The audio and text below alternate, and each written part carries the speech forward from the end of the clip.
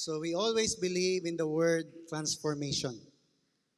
I believe all of us here, most of you na mga leaders na, you have your own story to tell kung unsa inyong life before and unsa mo pagbago sa Ginoo. Tama ba, right? Sumutuod jud mi nga pwede walay imposible sa Ginoo. Pwede jud ka mabago. Tama ba? Tanawin mong tapat. Ha? Dili ba ka mag-celebrate sa life na transform, seeing that person totally different from the past? Are you there? Hey, dili ni siya religious na church. You are not in a church na hallelujah, hallelujah lang. Balik-balik lagi hapon kada Domingo, kiat lagi hapon. This is a church, an ecclesia, who will transform you, who will help you, usher you to become the person na kung kiunsa ka o unsay plano ni Lord sa imuha. We always believe that God has a plan for each one. And we don't want you to stay the same. Samot na mi, di pud mi masugot na ani na lang mi permente. We are looking forward for the fulfillment sa gipakita sa Ginoo sa among makinabuhi and sa bayit ang tanan. Natay assignment, di niya mo dapat nakay assignment. Come on. Mo na dapat magbag-o na ka. Okay? For some of the reasons why of course it's not just mayong tagrason, but this is really our call. We always believe that each one has a purpose, and since we discover our purpose, our task is to help you also usher and discover your purpose. Wala mi lain goal. Wala mi lain agenda. Wala mi lain motivation. Kabaguhan nimo kay kabaguhan na sa imong pamilya. Ang kabaguhan sa imong pamilya, kabaguhan sa imong komunidad. Ang kabaguhan sa imong komunidad, kabaguhan sa atong nasod. Sige tagreklamo sa tuwang panggoberno. Sige tagreklamo sa tuwang unsay nakapalibot diha. Pero kung sigag reklamo, nagpasabot lang na nga daghan jud ka dapat baguhon. Kay kung dapat na kay reklamo, tanawang ubang tao, di ba nagreklamo pud sa imo? I'd like to start with a statement that life success is predictable. Ang success sa life, dili na siya mystery. For some reason why people are not successful, it's because of lack of knowledge. Success is predictable. Mapredict na nimo ang success kung kabalo ka mo obey sa mga laws and principles sa kinabuhi. Mo na ang failure, predictable pod. Predictable ang failure once you operate in life out of ignorance. Predictable ang imong loss, ang imong failure kung dili ka kabalo mo manage sa unsay naa sa imuha. That's why so many people today end up always sige lag reklamo. Mo na kasagaran ng mga pangalan ayaw panginlay inyong anak og ador. Reklamador. You know, I have short clips, not clips, pictures of people. I know some of you know them. Kasi nakaila kay Stanley. Dili Stanley mong classmate, ha? Stanley, how many of you watch Marvel movies?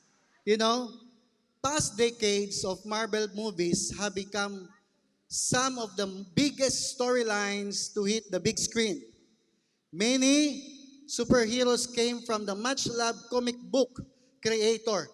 You know, si Stanley, sa beginning, sige siya submit sa Hollywood og mga comic scripts or mga, maski unsa lang iyang maunawaan ng mga, pero at the age of 40, when he published Fantastic Four, mo na ang nag-launch sa yaha.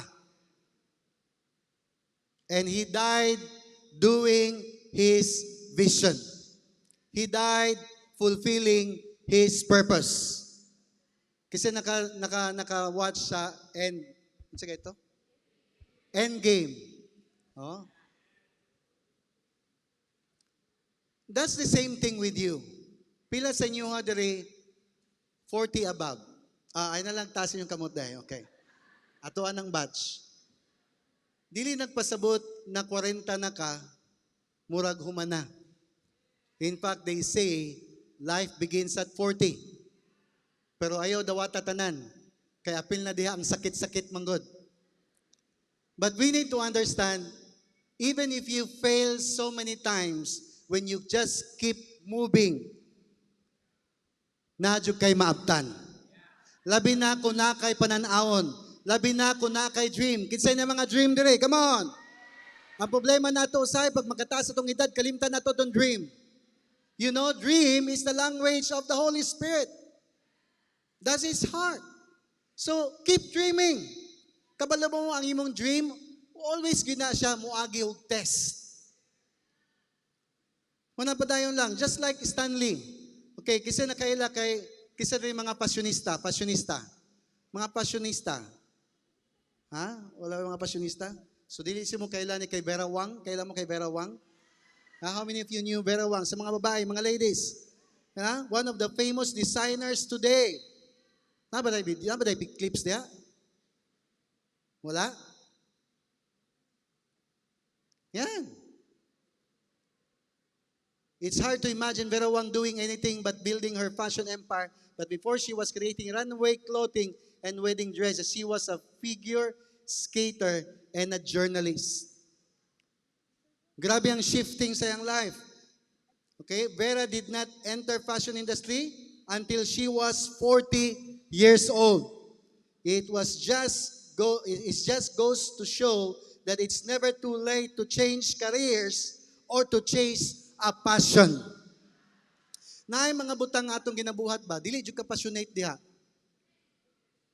Kana ganing napugos lang ka. Kisa na I don't know pila sa inyo. You've been working so hard to earn a living. Pero burden ka. Pangutanaw nga no.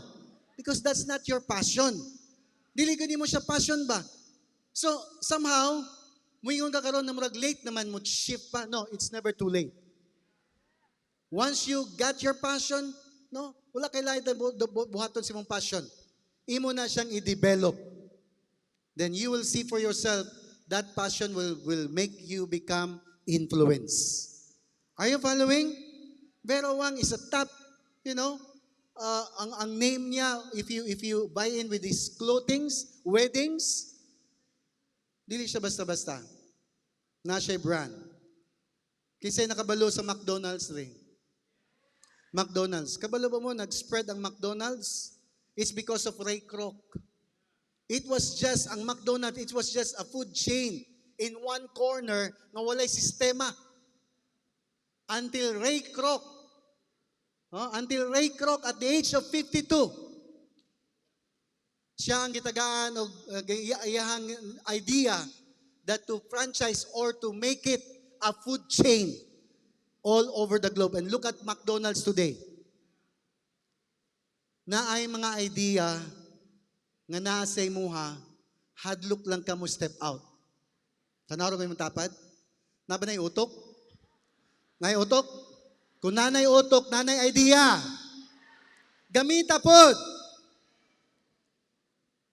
Imagine mo, dili kini nga brothers, actually ang original owners are the name McDonald Brothers. They are McDonald Brothers. Maayo ang ilang food chain. Ang problem nila, dili sila musugot na i-expand. Kontento na sila in one corner in their place. And then si Ray Kroc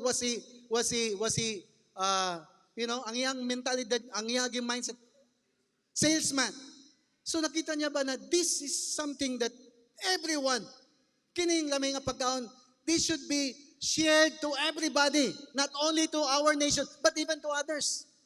Nagkaroon siya, so nag-create siya sistema unsaon para pag-spread sa McDonald's. Mo naabot sa itong McDonald's, it's just an idea. Tanawin mong tapad usab, naanay idea. $1 million idea. Ayaw na i-underestimate. Who knows? Kaya mong katapad karon, ana lang na, bilyonaryo na after 1 year. After 2 years. After 3 years. Come on! That's the reality of transformation! You know, one of the things that the ganahan nga ko kayo i-emphasize is ganin sometimes na nata sa point of disbelief. Kanamuanan ta, mamalaguhan na may pag-asa. You know, kung asa na nga panahon nga makaingon ka muragway pag-asa, diha biadjud mo sulod ang pag-asa. If you look at in the beginning, if we will go back to the scriptures, the Bible says, in the beginning, God. And then in verse 2, and He created the heavens and the earth was formless, void, and full of darkness. And then God said, let there be what? Let there be light. Asagi ka ng light. Asagi ka ng light. In darkness. You can never, dili ka pwede manawag og something nga wala naga-exist. Along in that world of darkness, sa panahon, sa time nga na ay darkness, there was light hidden somewhere. Muna sa panahon, I hope masabtan ko ninyo. There was darkness. That's why God called, let there be light. And let light come. So ibig sabihin, sa panahon sa darkness sa mong life, na ay hidden light. It's just a matter of time when you recognize that light, it will shine and it will flood your life and eventually you will see na ay wisdom na nagahulat para sa imuha. So it's never too late. Tingnan mo dapat, it's never too late. Come on. No, kasagaran sa tuwa diri mga young generation. Come on. Hello. Mona diri sa TGFM, wala may tawagon na old. All of us are young. Come on. We are in these last days. We are in these final days. Therefore, we are considered young generation. Are you following? Dili mo excited. Kinsa nakabalo sa potato corner? Potato corner. Kinsa ganang potato corner? Kabalo ba mo asa na siya nagsugod? Wala na siya nagsugod sa Pilipinas. Sa US na siya nagsugod.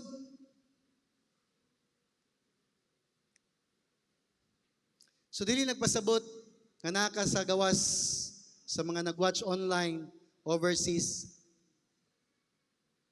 Mulag trabaho na lang. Nay idea para sa imuha. Potato Corner is a well-known food cart company in the United States. So nasikat siya una sa States. It was founded in 1990 by Joe Magsaysay, who dropped out of school to work at a fast food chain restaurant. I hope na ma-encourage karon. Then he was offered an opportunity to become a manager, a store management abilities, ang iyang management abilities. Mo'y naghatag sa iyang opportunity, no, to handle and to open a potato corner. He went on to become one of the Philippines' most successful businessman today. Asa nagsugod?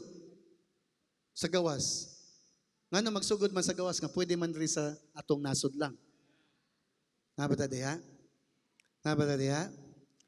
Kinsay ganahan sa Goldilocks? Kinsay ganahan Goldilocks? Nagpasting biyang uban diri ron? When Milagros Clarita and Doris Lilin founded Goldilocks, it was a 70 square meter Makati store with only 2 cake displays and 10 employees. Sisters Milagros and Clarita, they had a passion for baking and opened their first branch with the help of their sister-in-law, Doris. Then it was debuted its franchising program in 1991. Then the franchise bake shop now has around 400 stores, 420 stores. 600 or 66,000 pesos startup money to a multi-billion-dollar food company with over 4,000 workers. Wow. gunitin na imong tapad, ing na siya, pwede na mahitabo sa imuha.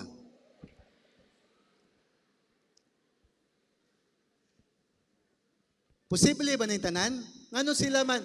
Tao ba sila? Tao? O tao man di ay. Pareho ra sa imuha, tao mo tapad. Tao ba na? Tao yan?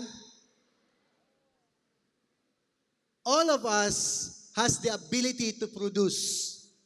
All of us has the ability to manage. All of us has the ability to govern, the ability to multiply resources. Tanan-tanay abilidad. Inay mo dapat na kay ability. Come on. Na ability. Mabitaw na nga atong gina-educate atong mga taga-Arakan people nga dili na magbaligya na sa ilang mga yuta dito kay pwede na mo produce og own crop to sustain Philippines. Muna nagubot ng Arakan, Bukidnon, Kitaw-Taw, kay daghan kay mamaligya. Dili na maligya, kamo day mo cultivate. Kamo man ang hari, kamo man ang tagiya. Huwag di sila ganahan, di mag-hire-tag mo ilang i-hire. Gusto mo mga Russian?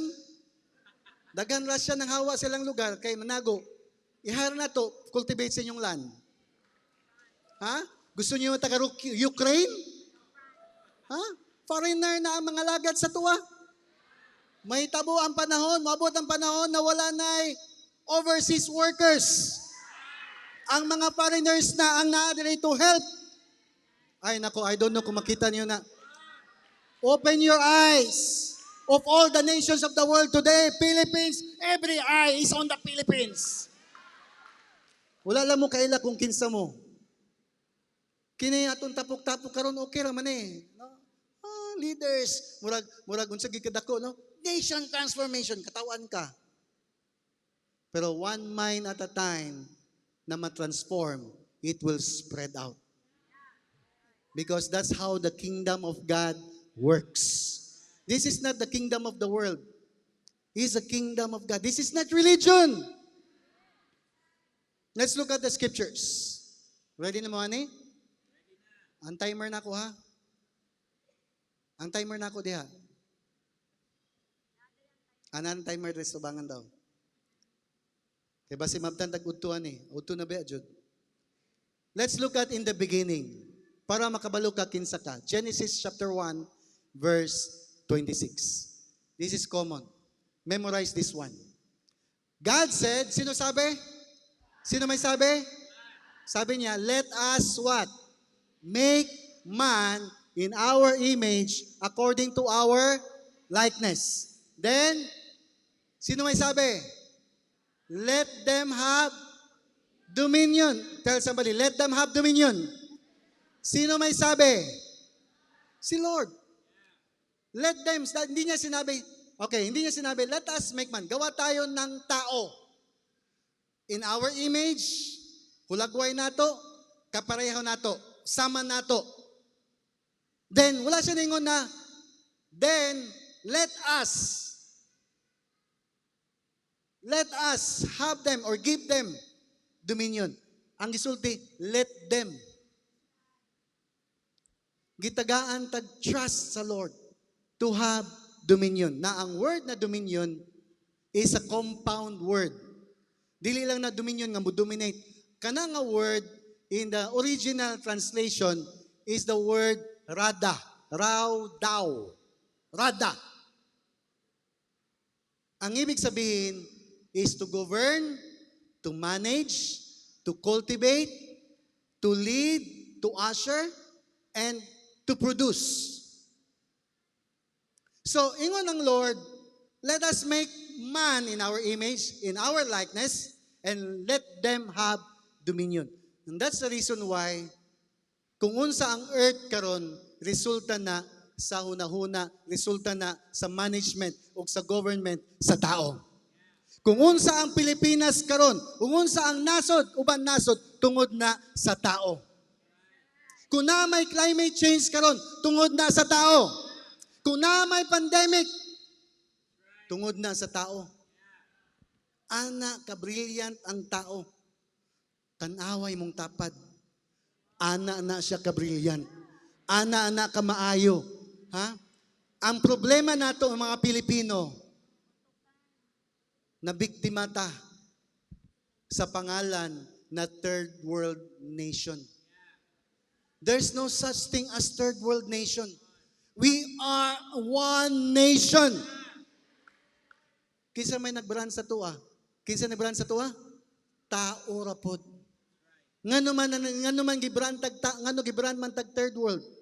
Unsay nahitabo? Kay tungod na wala ta sa original na katuyuan sa Ginoo. Kani nga verse, Genesis chapter 1 verse 26, wala na tuman. Na ay nahitabo na, unsay tawag na? Na ay nahitabo na, word, nakalimot ko. Rebellion. Nisukwahi. Kabalota in the fall of Adam, right? Hello, naba mo diha? We know in the fall of Adam. So what happened? Ang katuyuan sa Ginoo to dominate over the fish of the sea, to dominate over the birds of the air, to dominate over all creeping things that keeps along the ground, wala na nahitabo. Ang nahitabo, dominate each other. Mao na ang first crime during that time in the beginning is murder. Why? Because of dominion spirit against someone.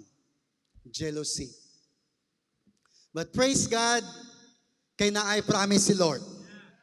Wala niya gipasagdahan nga magpabilin ta na walay tinuod na dominion. And that's the reason why He sent what? He sent who? He sent who? Jesus. To pay the penalty of all those sins.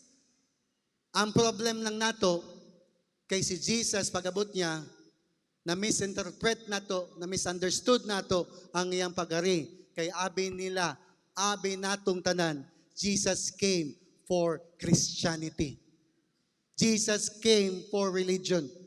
Pero ang tinuod, dili. Gusto mo proof? Let's look at Isaiah chapter 6 or chapter 9. Sa Isaiah chapter 9, this was a picture of the prophet seeing Jesus coming. 600 years before si Jesus nag-abot, nakita na ni Prophet Isaiah, unsay mahitabo, kang kinsa siya gikan, unsa ang iyang pagkatao, unsa iyang buhaton, unsa iyang agian. Isaiah saw it all. Ako lang kusko ng tingod nako kay para way makatulog. Poo! Okay. Spiritus katulgon.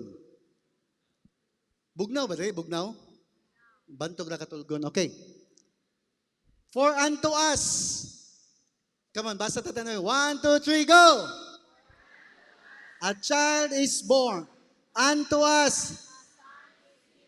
And will be upon his shoulder. And his name shall be called Wonderful Counselor, Mighty God, the Everlasting Father, and the Prince of Peace.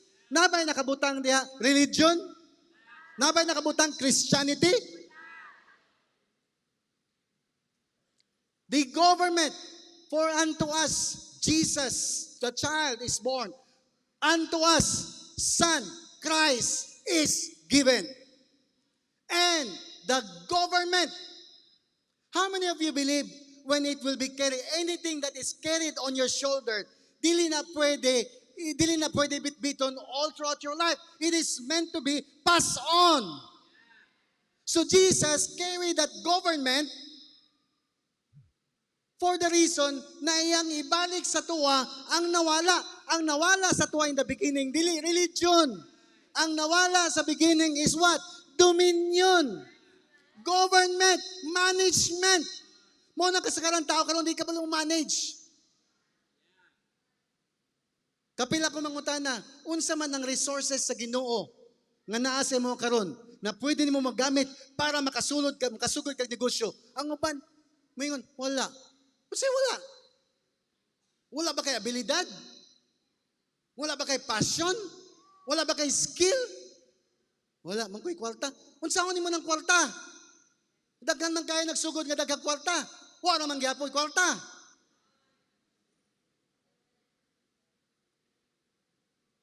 That's the problem. Why? Because the dominion mandate has been taken away. Muna si Jesus, wala siya laang gibalik. That dominion, that kingdom, that government. Hinay mo dapat, it's time to get it back. Come on! It's time to get it back. Come on! That's why when Jesus Christ came, ang first announcement niya in public, ang pinakauna niya gi-hit, o ang pinakauna niya nga intentionally nga gi-renew o gi-puntirya is what? The mind. Look at the first message of Jesus Christ. Matthew 4 verse 17. Look at this. From that time on, Jesus began to preach and to say, unsay kunya? Come on. Unsay ta kasulti? Repent. Unsay next sa repent? No, colon. Look at that colon. In the original translation, it was made na nakabutang colon. It's to explain unsay dapat itbago sa tumay. Repent is what? Means in the Greek method, change your mindset. There must be changing of thinking. Nga naman, kaya mga tao, they were conditioned to be religious. Jesus came not to establish religion. Jesus came to bring back what we have lost from the beginning. It was never religion. It was never Christianity. Ang Christianity is supposed to be what? It's supposed to be a virtue. Gipanganlan ka Christianity, tungod kay naay virtue, you are like Christ-like. Si Apostle Paul, wala sa kailakin sa Christianity. Apostle Peter didn't know about Christianity because they did not suggest about Christianity. In their mindset, it's the kingdom of God. Pero ang religion, mo na ang ginatudlo sa tuwa karon. Christian, you should be a Christian. You should be religious. You should be part of this group. For you to have life, for you to have eternal life, for you to go to heaven. No. Let's look at this verse again. Let's look at this. For the kingdom of heaven is at hand. It means has arrived. At hand. Di ba ka na mag-introduce sa una? At hand. Welcome. Let's welcome Pastor Rochelle. He's at hand. Meaning he arrived. She arrives. At hand. Ibutan lang ang verse. Ayaw kong naong kay anad na ko ana. And then verse 23. And Jesus went about all Galilee, teaching in their synagogues and preaching the what's gospel? Gospel means good news. Hindi mo dapat good news. Come on. Preaching, teaching the gospel, the good news of the kingdom, and healing all manner of sickness and all manner of disease, all people. Karon, before ta manguli, mag-declare tag healing. Because in the kingdom of God, walay sakit.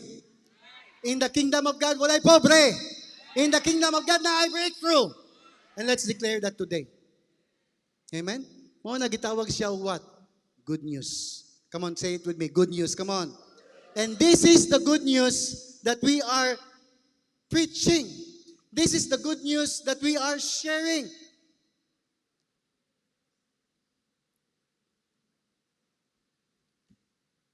Kisay gusto good news? Kisay gusto good news?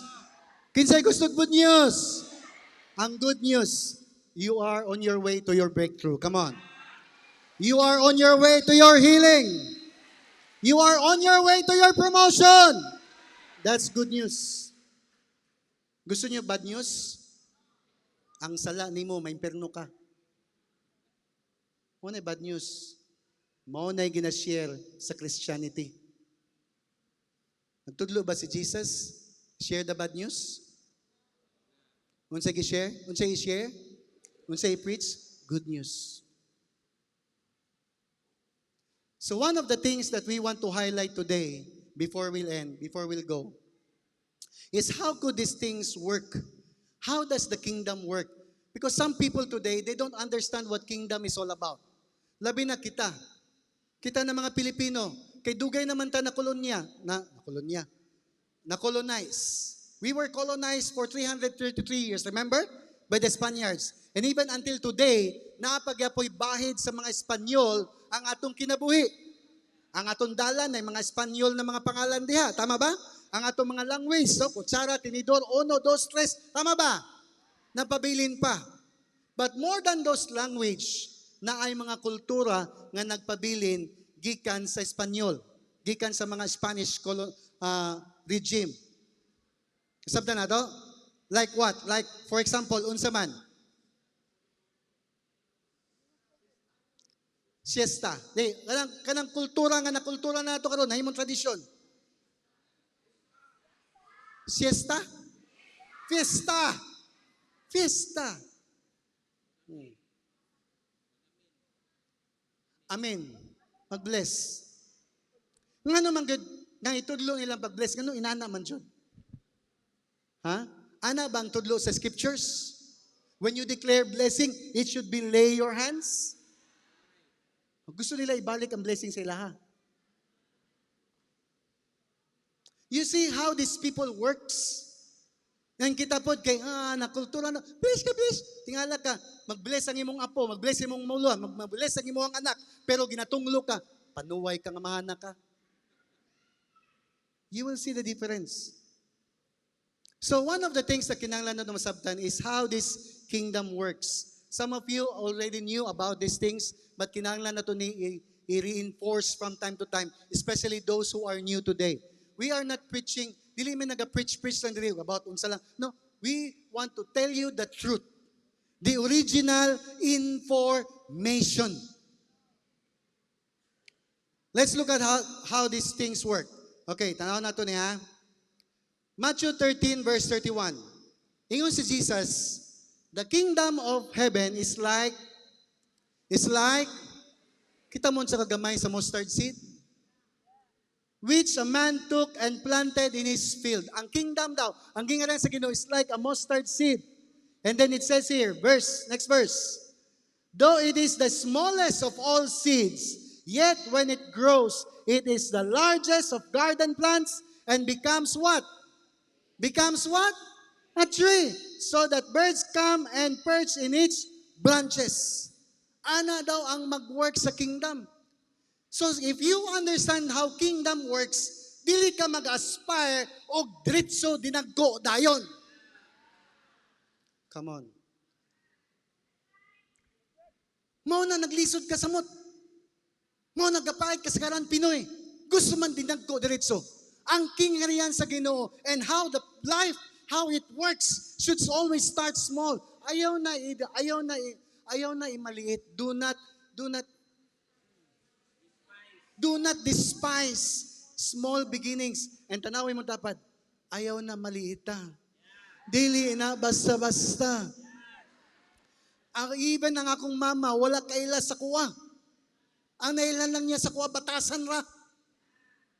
Pero wala siya kabalo nga may naanimi karon. Your mom, your dad, some of you, wala gi kalibutan imong teacher sa una, ginadukol ka, ginapa ka, kay pasaway ka, pero karon you are the most respected among those campuses asa maka ginabutan. Because that's how it works. Kingdom. Tanay mo dapat. Murag liso lang. Pero kumutubo na, abay, it will grow and other people will benefit from that person. Some of you, nakaabot mo diri, na-bless mo, tungod na po sa isa ka tao. Kunya ka ng tawhana, di katuhuan. Pero nituo ka, ana ang gingharian. Na mga taga-ulas rin, tasakar ko naman kamota. Ha? Kanina sila mangambot na dyan na. Mangambot lagi ta. But that's how kingdom works. If you only knew kinsa me before, if you only knew kinsa si Pastor Joky sa una, kung kabalo lang mo kinsa si Pastor Wendell, mangalot kin mo sa ulo. But that's how kingdom works. Do not despise small beginnings. Kung magnegosyo ka, Ayaw ka mag-aim dayon dinagko, sugdi lang unsay naa sa imong kamot. Sugdi unsay naa sa imong balay. Sugdi unsay naa sa imong abilidad, imong passion diya ka magsugod. Next verse. Verse 33. He told them still another parable. Another parable para makontento daw ta. The kingdom of heaven is like, unsa nang sa Bisaya ka? Pampatubo sa mga bakers. Okay? Pampatubo. It's like a yeast that a woman took and mixed it gimix siya about 60 pounds of flour until it worked all through the dough. Imagine mo, ang yeast, pila raman taon na pampatubo. Mabito gitawag siya pampatubo. Murag ikaw ba? Pampatubo. Ha? Hilom lang. Nabay saba nga yeast. Ha? Nabay saba nga yeast kana mo ingon ba? Hoy, dapat magbago na ka kay ang gingar yan sa Ginoo niya abot na. Nabay nana. Silent lang. Na kasi mong trabaho, silent lang ka. Pero gaampo ka sa ilaha. Matingalas na sa imuha, ngano na ay lahi, na babati every time ikaw ang kastorya. Ana ang is. Ha, silent lang, dili kinahanglan nag-istorya, walay dagan istorya, pero pag magtrabaho, matingalas lang, lahi na dyan ka magtrabaho, excellent.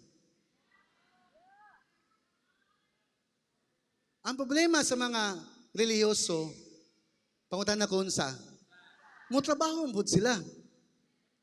Ang problema, pangutan na kung sa, by faith ang tanan. Lord, ako ni trabahoon, pero ikaw nang bahala na. Dili pwede. That's not how it works in the kingdom. Pwede ba na Lord, na ako'y daghan kayong liso diri sa mangga. Sabwag na ako ni. Ikaw na bahala diha. Ana ba? Do you expect you will harvest? Ano? Ano man kinahanglan nimo alagaan? Ano ba diha? That's how it works in the kingdom. Ang faith in the kingdom of God na ay action. Hindi naman dapat action. Come on. Muna, kung gusto ka na ay transformation, dili ka maghulat. Maghulat lang ta sa Ginoo kung mabag-o na siya. Maghulat lang gud ta kung mabag-o na ko. Kano sa ka magbago? Nga ikaw man ang nai-control sa tanan. Gihatag man sa imong dominion. Pag-abot ni Kristo, gibalik naman sa imuha. Meaning, ang Holy Spirit na sa imuha, sige nag-convict na magbago. Kaundangin na, i-stop na. Likayin na siya. Di man kaya. Ambot lang, uy.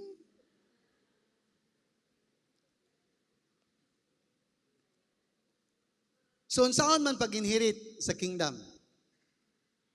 Short lang ni, wala ko iko time. Ato lang ni sa all the way series man ta. The last series we had is the word obedience, right? And we want to highlight that today. Okay, I've read this passage last week. Akong balikon sa inyo karon. Mao ni ang illustrate ni Jesus. This was illustrated by Jesus about the kingdom of heaven in the last days. Sa panahon karon, atuan ning panahon. Kini nga parable para ni sa tuwang panahon karon. Makagets ta? Okay, let's look at this. Matthew chapter 22. The kingdom of heaven is like a certain king who arranged a marriage for his son. Remember, we are the bride of Christ. And there will be marriage. Mutuo ba mo na ang babae, kung kaslon, mag-prepare dapat? Kinsa man diri babae, kaslon, wala gyapon bulingit ra ka, why makeup?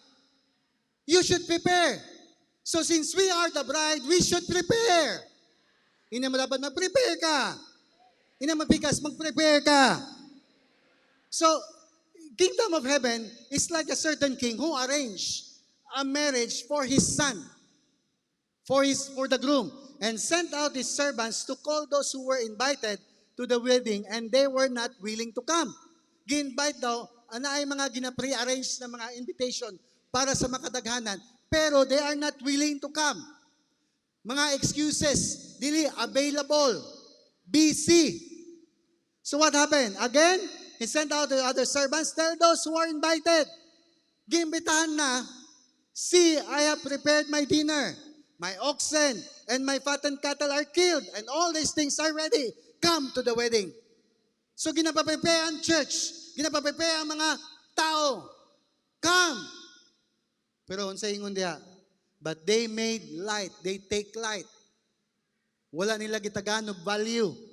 And went their ways, one to his own farm, busy, and another to his business, busy gyapon. Matingala ka si Jesus, kasagaran niya ng mga illustration sa iyang panahon, puro business, wala empleyado. Basaha all over the scriptures, the four gospel. Jesus always illustrates someone who does business. Asa man nagikan ng pang-empleyado? Sa religion. Mo na kasagaran ginikanan karon, paeskwelahon nimo imong anak. For what reason? Para yawat na lang mo graduate.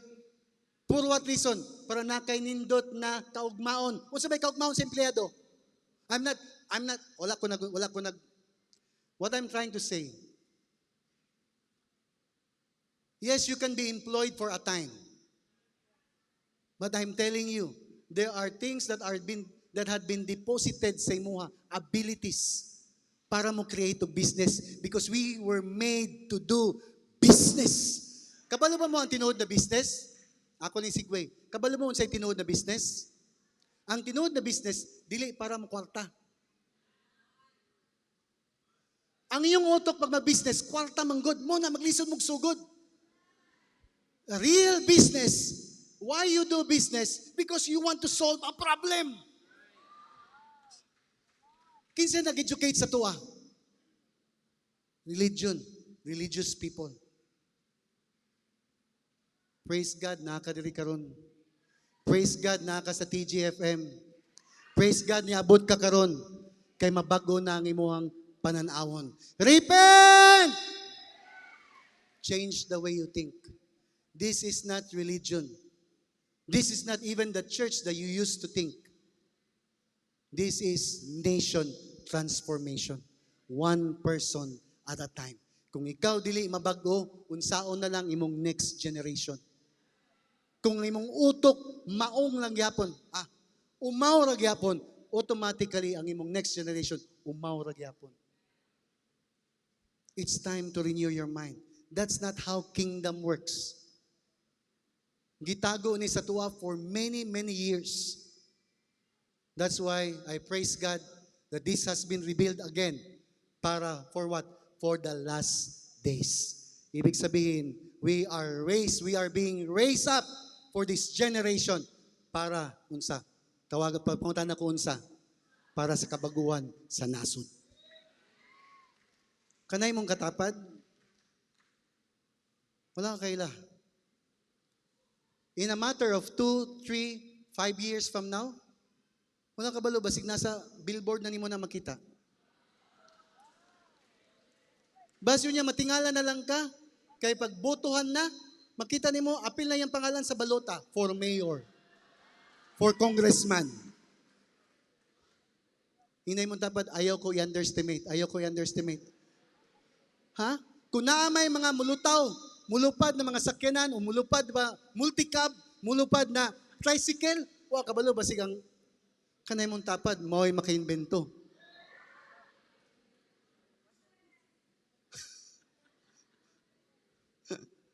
So, again, in the kingdom of God, nothing is impossible. Inay mo dapat, nothing is impossible. Come on. Nothing is impossible. So, padayon. Next verse. And the rest seized their servants, treated them spitefully, and killed them. Wala na gani ni say yes pa. Wala na nag-say yes sa invitation. O sige buhat.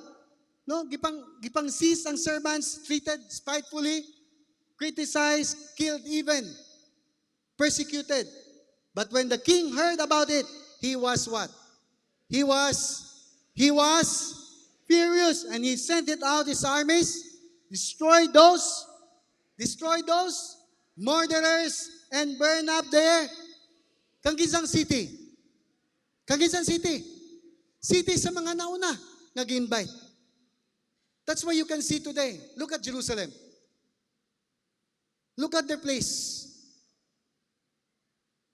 Look at the place supposed to be Ephesus. Karon, Syria. They are the first people whom supposed to be invited. They are the first to be. Sila dapat ang nauna. But they became what? Preoccupied with everything that is in the world. They burned. God, the king, burned their cities. That's why you can never see Ephesus today. Wala na Ephesus. Ang Ephesus na book sa Bible is written because that place, Ephesus, is a mature church. Pero asa naman ang church karon? Nana sa Davao daw. Nana sa TGFM. Si Pastor Marlon nagsulteado. And I agree. Wala mo kontra. Hindi kayo kakontra si Pastor Joking. Therefore, then he said to his servants, the wedding is ready, but those who were invited were not worthy. So kato mga Hudyo, kisa to mga nauna supposed to be, they are not worthy of my invitation.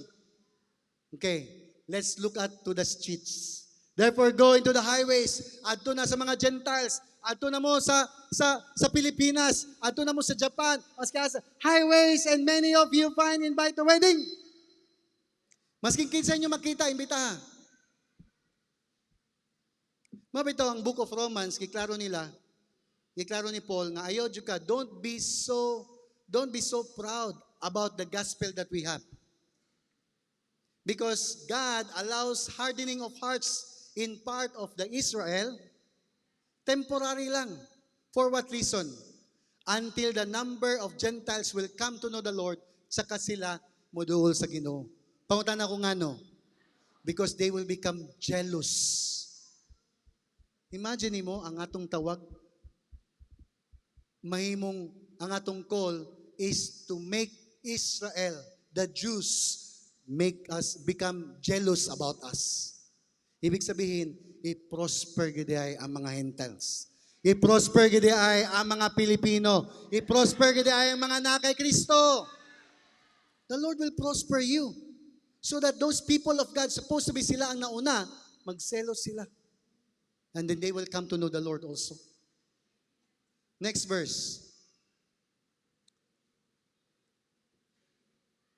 Those servants went out into the highways and gathered together all whom they had found, both good and bad and kisa rin makaingon bad ka before.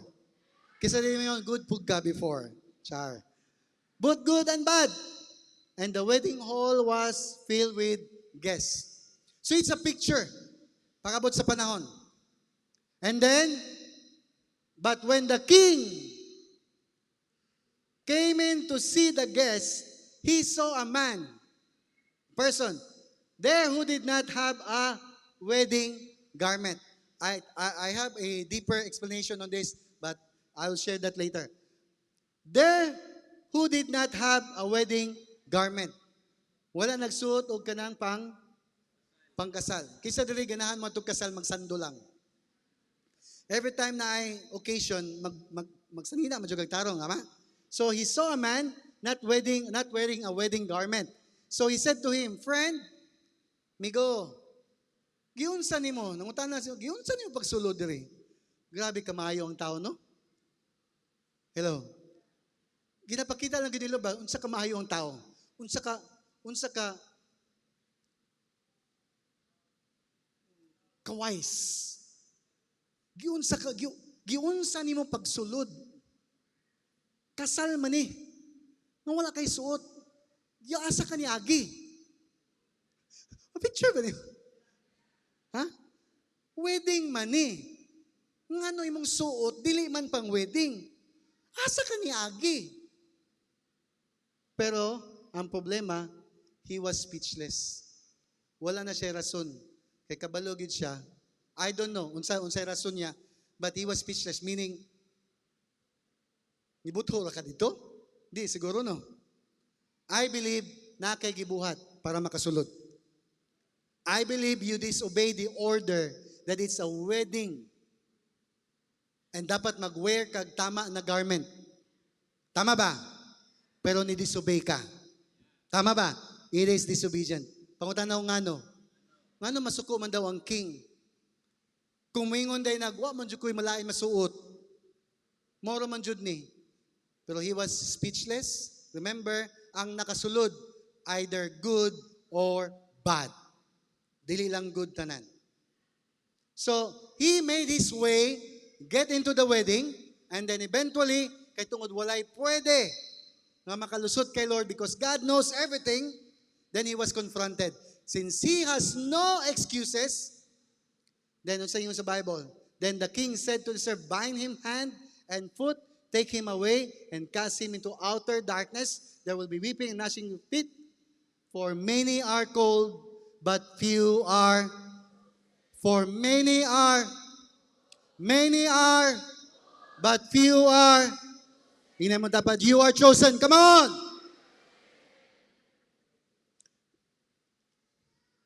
It takes obedience to be chosen.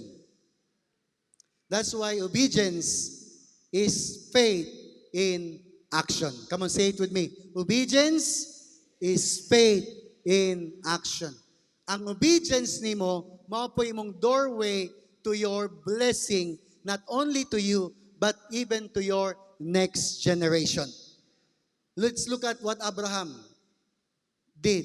Abraham was branded or was named as the father of faith.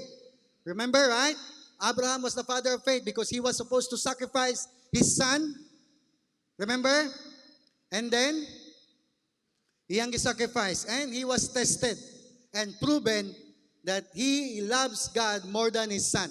And so the Lord declared to Abraham, say declaration ni Lord sa Abraham, I will surely bless you and make your descendants as numerous as the stars in the sky and as the sand on the seashore. Come on, say it with prayer.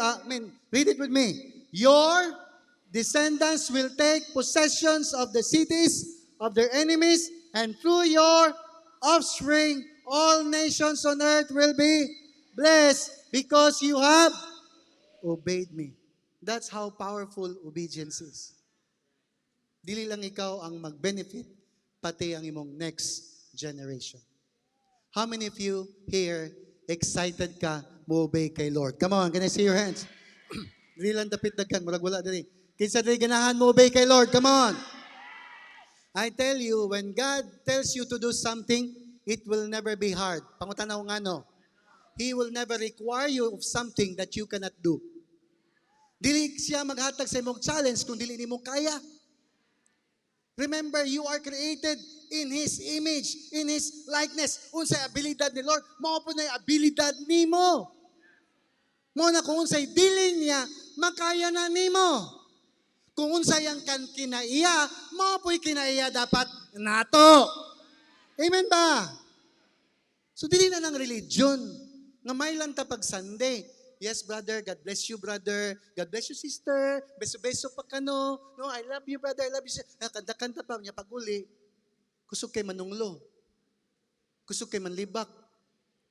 Marites kayo. Daganin nana. Tanawin mo tapad. Di na mao, syempre. Wala diri.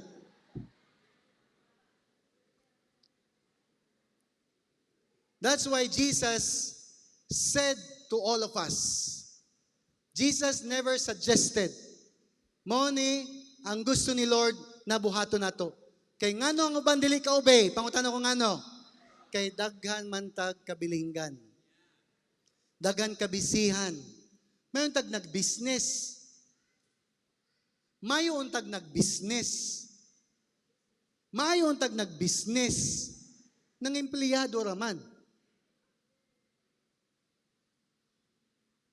Mahilom lagi dayon, no? Wala na ako ginadespise ang empleyado, ha? Pero akong ginaangat ang inyong mindset.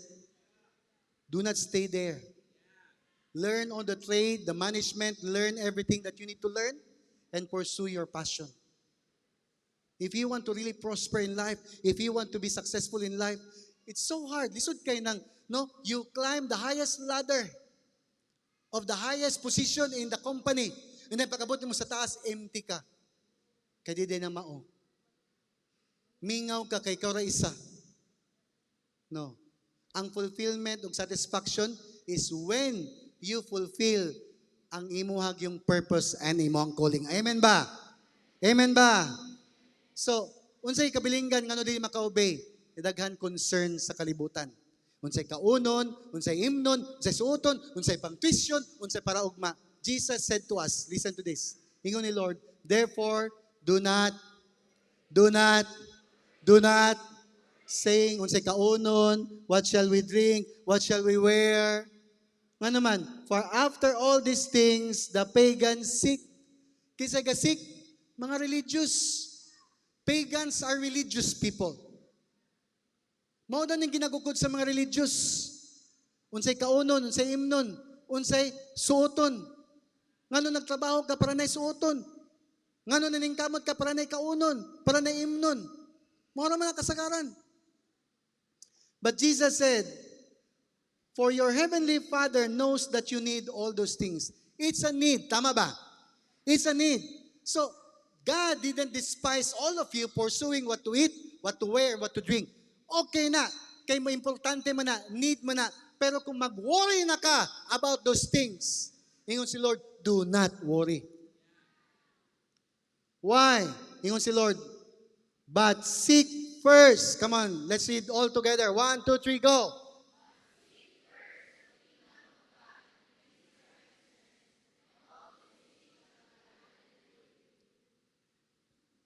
All things will just be added. Kinsa excited na ang all things will just be added? Come on. Seek the kingdom of God and pagkamatarong, righteousness. It should goes together, duha. Kingdom of God, the system, the government, the country, and His righteousness, His laws, precepts, and principles. Align yourself, then the Lord will bless you. Amen ba? Amen ba? The Bible says, for the kingdom of God is not a matter of eating and drinking, but of righteousness, peace, and joy in the Holy Spirit. Kung wala kay joy, kung wala kay peace, then you are not in the kingdom. You are in religion.